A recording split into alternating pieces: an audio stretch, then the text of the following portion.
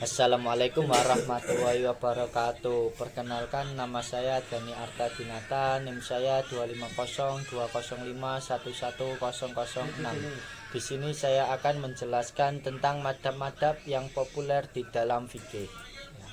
Madhab-madhab yang populer di dalam fikih itu ada 4. Nah, siapakah 4 tersebut?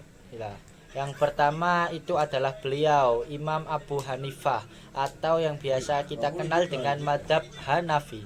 Nah, nama lengkap beliau itu adalah Nu'man bin Thabit, dan beliau lahir pada tahun 80 Hijriah atau 699 Masehi, dan beliau wafat pada tahun 150 Hijriah atau 767 Masehi, dan beliau lahir di Kufah, Irak. Dan selanjutnya sejarah singkatnya beliau itu adalah Imam Hanafi adalah pendiri madhab fikih tertua dalam Islam. Imam Hanafi itu tumbuh di Kufah, sebuah kota dengan tradisi intelektual yang kuat dan penuh diskusi fikih. Beliau terkenal dengan metode ra'yu atau analogi ihtisan, karena kondisi Kufah saat itu penuh kasus yang membutuhkan ijtihad. Di antara gurunya Imam Abu Hanafi itu adalah ulama besar seperti Hamad bin Abi Sulaiman, dan beliau Imam Hanafi itu sempat ditawari jabatan hakim oleh khalifah namun menolak, sehingga mengalami tekanan politik. Madhab Hanafi kemudian menyebar luas di wilayah Turki, Asia Tengah, India, Pakistan, hingga sebagian Timur Tengah. Yang selanjutnya, madhab populer di dalam fikih yang selanjutnya itu adalah madhabnya Imam Malik bin Anas, atau yang biasa kita dengar dengan sebutan madhab Maliki. Nah, nama lengkapnya beliau itu adalah Malik bin Anas bin Malik. Nah, beliau itu lahir pada tahun 93 Hijriah atau 711 Hijriah atau 711 Masehi, dan beliau wafat pada tahun 179 Hijriah atau 790 Masehi. Sejarah singkatnya beliau, Imam Malik dibesarkan di Madinah. Lah, Madinah itu adalah pusat ilmu dan tempat tinggal banyak para sahabatnya Kanjeng Nabi. Lah, metode fikihnya itu berlandaskan amal ahli al-Madinah, maksudnya praktek umat Madinah sebagai tolok ukur sunnah. Kitabnya Al-Muwatta merupakan salah satu karya hadis dan fikih tertua yang terjaga hingga kini. Beliau Imam Malik itu sangat tegas dalam menjaga kemuliaan ilmu dan tidak mudah mengeluarkan fatwa tanpa kehati-hatian. Madhabnya Imam Maliki itu berkembang di Afrika Utara, Andalusia, Sudan, dan sebagian Teluk. Yang selanjutnya, madhab-madhab populer di dalam fikih yang selanjutnya itu adalah madhabnya Imam Syafi'i. Lah, nama lengkapnya beliau itu Muhammad bin Idris Asy-Syafi'i, dan beliau lahir pada tahun 150 Hijriah atau 767 Masehi, dan beliau wafat pada tahun 204 Hijriah atau 820 Masehi, dan beliau itu lahir di Gaza dan wafatnya beliau itu di Mesir. Selanjutnya, sejarah singkatnya beliau Imam Syafi'i itu belajar pada banyak ulama besar termasuk Imam Malik di Madinah dan murid-murid Imam Hanafi di Irak. Jadi Imam Malik itu adalah gurunya Imam Syafi'i. Nah, begitu ya. Terus beliau Imam Syafi'i itu terkenal sebagai penyusun sistem usul fikih secara ilmiah melalui kitab Ar-Risalah, sehingga menjadi fondasi ilmu fikih modern. Lah, metodenya Imam Syafi'i itu menyeimbangkan antara hadis, Al-Quran, qiyas, dan kaidah-kaidah usul. Lah, Madhab Syafi'i ini kemudian menyebar ke Mesir, Yaman, Irak, Afrika Timur, dan Afrika Tenggara, termasuk yang di sekitar kita itu ada pada Indonesia dan tetangganya Indonesia, yakni Malaysia. Dan selanjutnya madhab-madhab populer yang selanjutnya atau yang keempat atau yang terakhir itu adalah madhabnya Imam Hambali atau madhabnya Imam Ahmad bin Hambal. Nah, nama lengkapnya beliau itu adalah Ahmad bin Hambal Asy-Syaibani. Nah, beliau itu Imam Ahmad bin Hambal Asy-Syaibani itu lahir pada tahun 164 Hijriah atau 780 Masehi, dan beliau wafat pada tahun 241 Hijriah atau 855 Masehi di Baghdad. Nah, selanjutnya beliau itu terkenal karena keteguhannya dalam fitnah Al-Quran ketika menolak doktrin pemerintah meskipun beliau itu disiksa. Lah, madhab Hambali kini banyak berkembang di wilayah Arab Saudi dan sebagian Teluk. Lah, yang selanjutnya itu adalah metode dalam penetapan hukum. Lah, yang pertama itu pada metode dalam penetapan hukumnya madhab Imam Hambali itu adalah Al-Quran, Sunnah Rasul, fatwa sahabat, dan ihtisan. Daripada kias, ihtisan lebih sering digunakan jika hukum yang dikaji tidak dibahas dalam nas, karena kias tidak bisa diterapkan dalam masalah tertentu. Mayoritas menganut madhab ini dari benua Asia Selatan seperti Pakistan, India, Sri Lanka, dan Bangladesh. Dan yang selanjutnya metode penetapan hukum pada madhabnya Imam Maliki, yakni Al-Quran, Sunnah, Ijma' sahabat, dan tradisi penduduk Madinah. Lah, kedudukannya dinilai sama, bahkan terkadang dianggap lebih tinggi daripada hadis. Madhab ini beralasan ijma' sahabat dan tradisi penduduk Madinah adalah bagian dari sunnahnya Rasulullah Shallallahu Alaihi Wasallam dan termasuk maslahah al-mursalah. Tercatat 25% umat muslim di seluruh dunia yang menganut madhab ini, sebagian besar dari Afrika Barat dan Utara.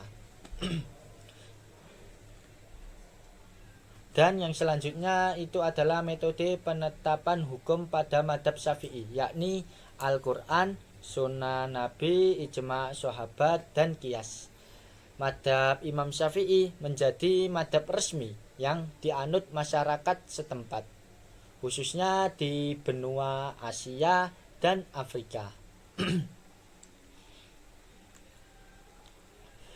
Dan selanjutnya itu ada pada metode penetapan hukum-hukum pada madhabnya Imam Hambali, ya.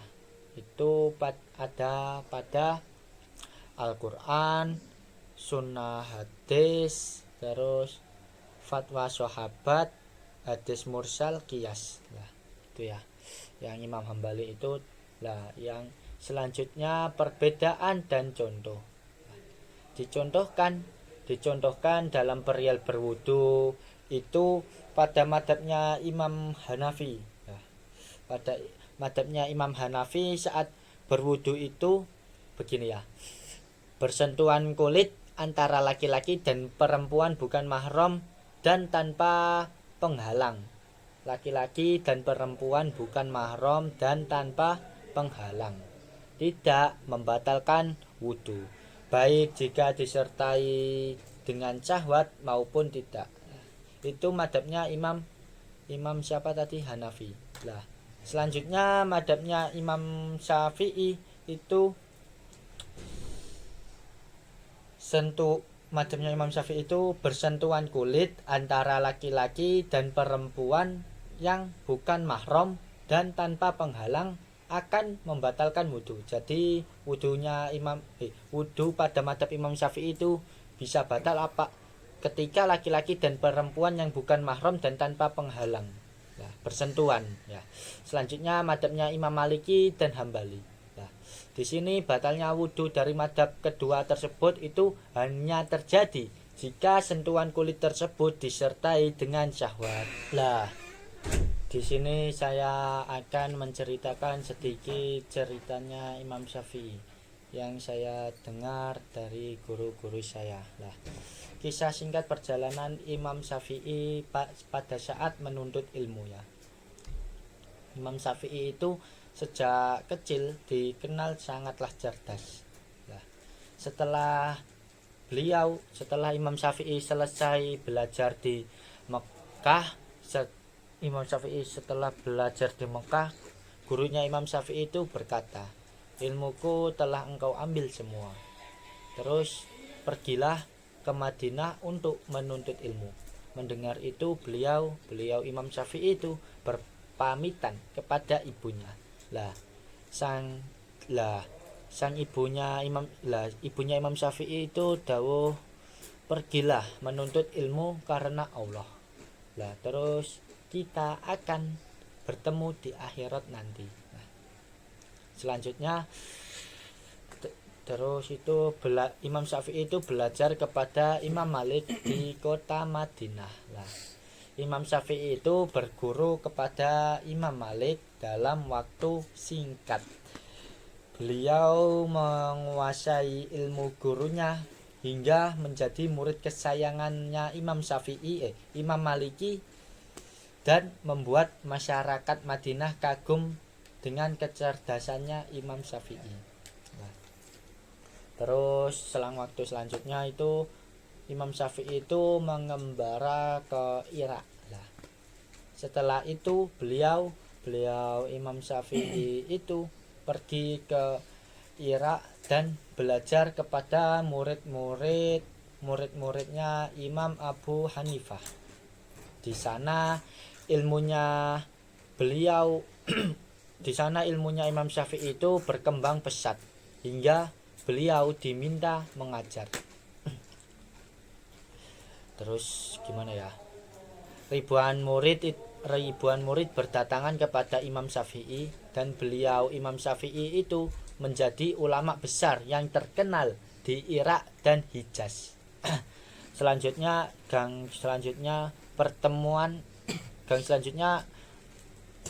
suatu tahun ibunya Imam Syafi'i itu berhaji dan menghadiri majelis seorang ulama yang sering menyebut nama Imam Syafi'i.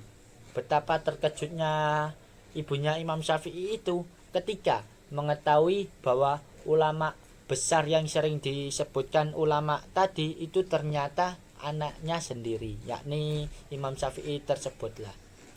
Ulama itu lalu menanyakan kepada ibunya Imam Syafi'i itu, apakah ibu ingin menitipkan pesan? Lah, terus ibunya Imam Syafi'i itu berkata begini ya, kurang lebih, "Katakanlah kepada anakku Imam Syafi'i bahwa aku mengizinkannya pulang." Lah, terus habis dapat dawuh itu, ulama langsung menyampaikan pesan tersebut kepada Imam Syafi'i. Lah, saat mendengar pesan itu, Imam Syafi'i segera pulang. Imam Syafi'i langsung pulang ya. Nah, masyarakat Irak itu sedih atas keperpulangannya Imam Syafi'i. Namun masyarakat Irak tersebut tetap memberikan Imam Syafi'i hadiah berupa ratusan unta dan harta lainnya. Nah, ketika Imam Syafi'i itu sudah sampai di Mekah, sang ibu menolak menerima Imam Syafi'i, menolak menerima anaknya karena beliau membawa harta dunia yang begitu banyak sekali. Lah, Imam Syafi'i pun segera membagikan semua hartanya. Lah, Imam Syafi'i itu segera membagikan semua hartanya, jadi Imam Syafi'i itu tidak rugi, langsung satset membagikan semua hartanya kepada fakir miskin, hingga tersisa ya hanyalah yang tersisa itu hanyalah kitab-kitab dan ilmu yang ia bawa. Lah, setelah itu barulah ibunya Imam Syafi'i itu mengizinkannya pulang ke rumah. Nah, terus hikmah singkat yang bisa kita ambil dari cerita tersebut itu adalah ketulusan dalam menuntut ilmu harus bebas dari ambisi dunia. Yang kedua itu hikmah singkatnya itu keberkahan ilmu lahir dari adab kepada guru kita, terutama kepada orang tua. Terus ilmu yang bermanfaat adalah ilmu yang membuat seseorang semakin rendah hati. Ibaratnya ilmu padi, semakin berisi semakin menunduk. Sekian dari saya. Wassalamualaikum warahmatullahi wabarakatuh.